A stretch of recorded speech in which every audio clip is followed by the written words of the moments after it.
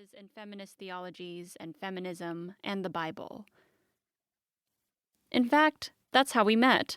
Susan was using one of Grace's books in her feminist theologies class. A colleague told Susan that he'd communicated with Grace and asked if Susan would like him to see if Grace would come speak at Oregon State.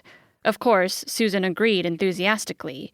We immediately hit it off, and for years talked about doing a project together, but we didn't know what, and each of us had other projects to complete. Finally, in 2013, we both had time and an idea that became our first book together, Intersectional Theology, an Introductory Guide. This book centers an idea from feminist theories.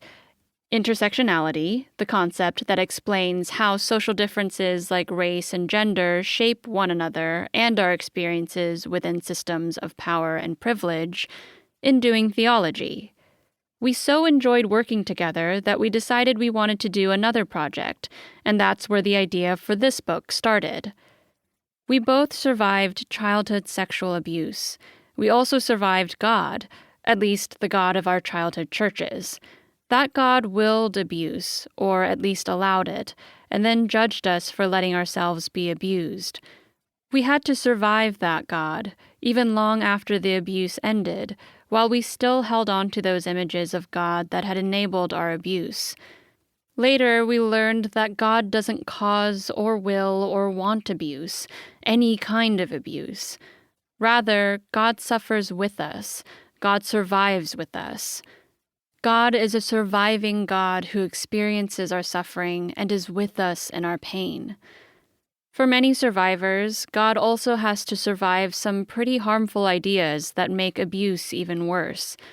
These ideas may lead survivors to walk away, rejecting any idea of God at all because they can't reconcile what happened to them with the notion of a divine being, especially a loving and just divine being.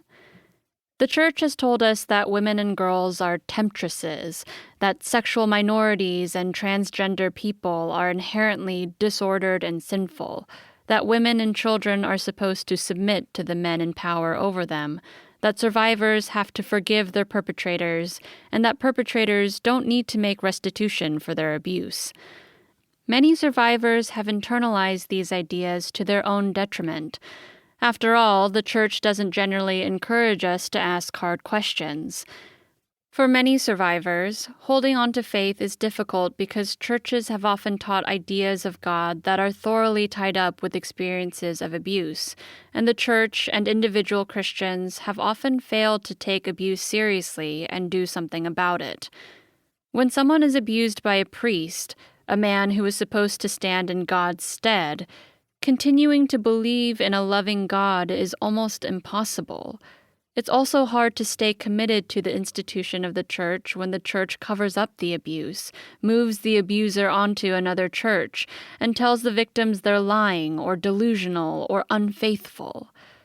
For many survivors, there comes a time when old answers and patriarchal understandings of God no longer work.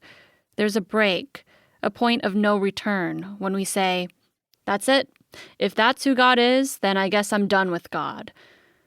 We each reached a moment in our own journeys when the God of our childhoods no longer aligned with our experiences of a God of love and justice. We realized that we could not hold on to the idea that God controls everything and that somehow our abuse was part of a divine plan. In fact, we came to see that the very notion that God causes or allows sexual abuse is pretty ungodlike in itself. It is a belief that enables abuse and keeps structures of power and violence in place. Healing the soul wounds of abuse requires new images of God that can comfort, nourish, sustain, and empower. For ourselves as survivors, we've had to rescue the image of God from patriarchal theologies that are soul-murdering, abusive, and subordinating. We've had to reimagine images of God from our own places as survivors. For each of us, God had to survive really bad theologies that nearly broke our faith in order for God's love and justice at last to shine through. This process of critique and reimagination is what we more fully develop in this book, and one we hope helps our fellow